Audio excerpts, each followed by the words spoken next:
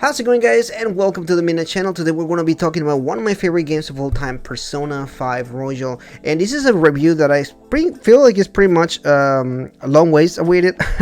I already played the game a few times on the PlayStation 4, and with opportunity with Atlus West, I was able to play the game on the PC. So this is going to be my PC slash PlayStation 4 review of the game. I did get a chance to play it on the Steam Deck as well, so we'll be kind of talking about this at the very end in performance mode and everything. So if you're interested in that, you can skip to that. And let's go ahead and jump right into it here. With of course, any game you want to talk about the story first, and we're going to talk about this one. A little bit of a bit summary here. You are the main protagonist, Joker, as you want to, whatever you want to call it. JRPGs, you get to call them whatever you want. And this particular student had some encounters with the law, which leads him to have probation. In this particular instance, he actually has to move to another city, to Tokyo, where he has to start kind of like the new high school life. You're a new student, and not to get it worse, he kind of gets in trouble in the first few days of school, and he just spirals out of control. They awaken the power of Persona and kind of has to do a lot of things to be able to stay out of trouble, which is kind of one of the main recurring themes of the game. And as along the way, you get to meet a lot of different characters, whether it's the Phantom Thieves, which is the set of characters that join you in your kind of quest for for reforming society, as well as a very interesting cast of different characters that you meet along the way. This is really a game that really hard to talk about the story without spoiling anything. There is a lot of story bits on this game. The game is pretty long, I will say, so if you're interested on a short JRPG, this is not gonna be one of those. This is one game that you do have to set out some time apart, and I don't mean a few hours. I mean, this review is over, I played maybe over 300 hours already, but you can easily play a version of this game maybe about 100 hours. I think that the typical playthrough is going to be around that time. Overall, I will say this is one of those games that it will stick with you. I do think that the story is really well written. There has an interesting set of characters that you meet along the way. Your protagonist or any of the other Phantom Thieves are really interesting. There are also a lot of confidence, which is the characters that kind of accompany you in some kind of way or another. They support you in some kind of way. You kind of become friends with them or even more.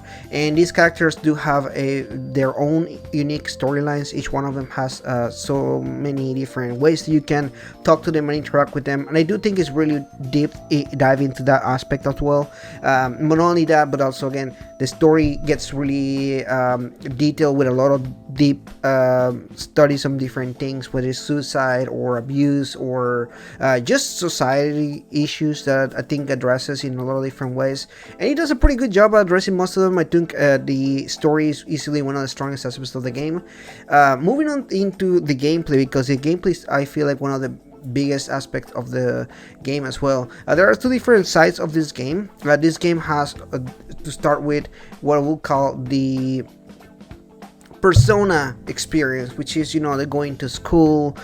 You are a high school student after all, so you do go to school. You have time to hang out with your friends. You get part-time jobs. You go to play it on the arcade. You can do darts. There's so many different stuff that you can do as you're playing through the game. And I do think this game does something very interesting, which is allowing you to kind of experience that high school life. It does have the visual novel life simulator type of aspect to the game. Like I mentioned before, you have the confidence system, which is basically allowing you to have individual storylines for every character that you meet along the way.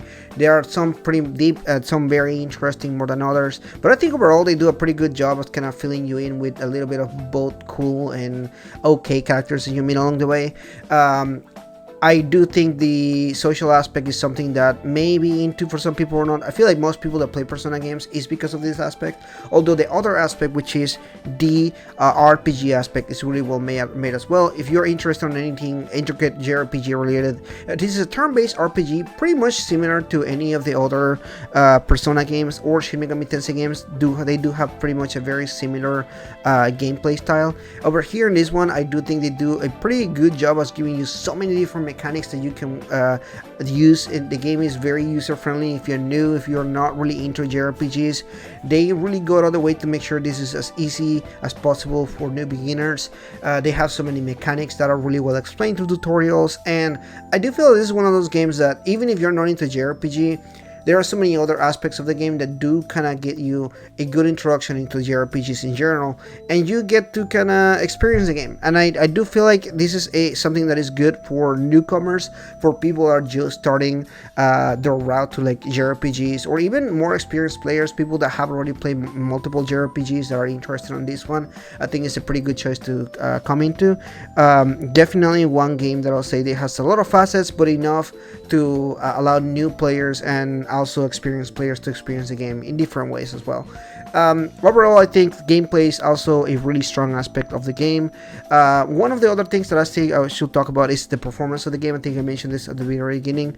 I play particularly this on PC, but I have seen the Switch version very up close. I had my hands on it and everything, and I've been able to see a lot of that. That does run pretty well on the Switch.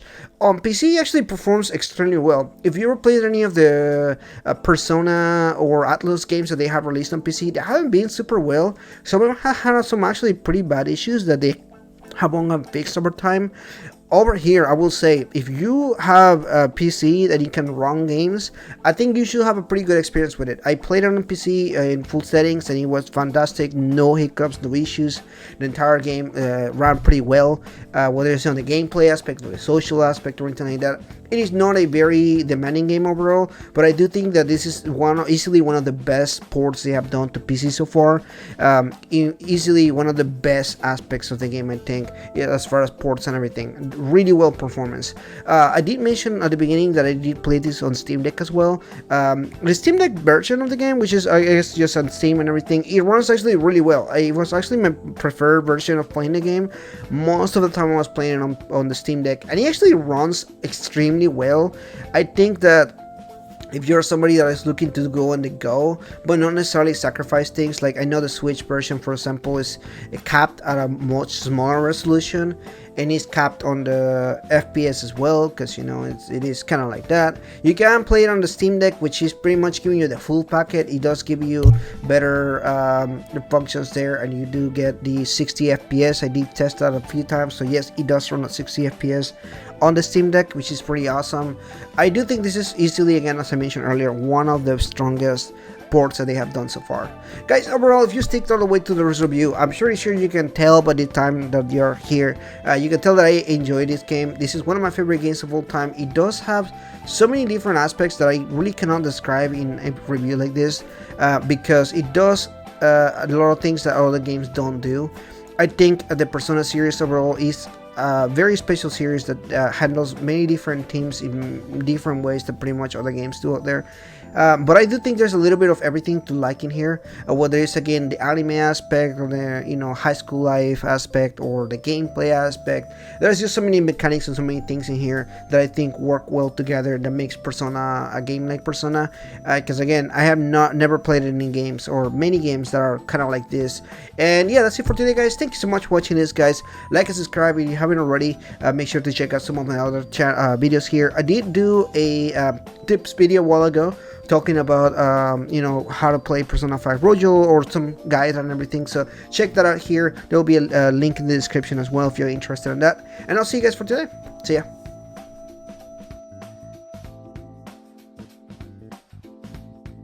But before we end this video, I want to thank all the members: Miko, Another Fox, Demicro, H2DK, King Narukami 45, Ethan McNeil, and Rising Oilblin. Thank you so much, guys, for your support. I couldn't make these videos without your help.